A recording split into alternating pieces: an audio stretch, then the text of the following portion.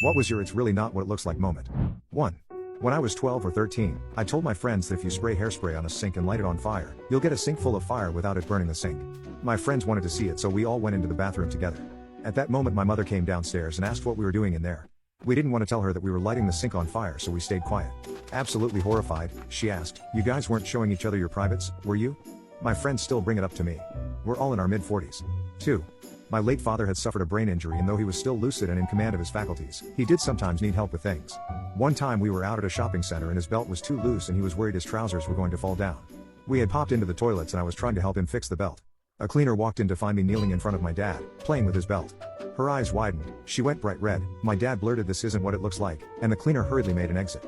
I was a young guy in my early 20s and it was the most embarrassing thing to happen to me at that stage of my life. 3.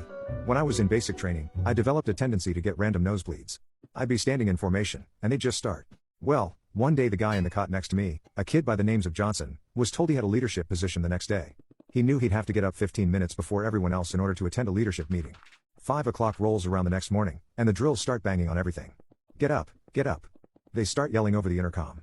Johnson, who had not woken up 15 minutes early, yells, "Oh crap," and sits up so quickly that he bashes his head on the bunk above him. Johnson sinks to the floor, and is rolling around, screaming, and bleeding from a nice cut in his forehead. I get up and yell, "Johnson? Are you okay?" And right then my nose starts bleeding. And then the drill sergeant walked in. He sees me with blood dribbling down my face, Johnson rolling on the floor, and starts screaming that he'll have us both for fighting. Fortunately, the other guys around us were laughing their butts off, and vouched for us. 4. I came across a girl who was passed out in the middle of the sidewalk. I was just trying to figure out if she was even alive, and checking her pulse while trying to figure out where my phone was. Then her boyfriend who was looking for her showed up and thought I was trying something suspicious, and came up and hit me in the face. So I kinda just went "Okay, F this," and ran. Interesting days in Tacoma, Washington.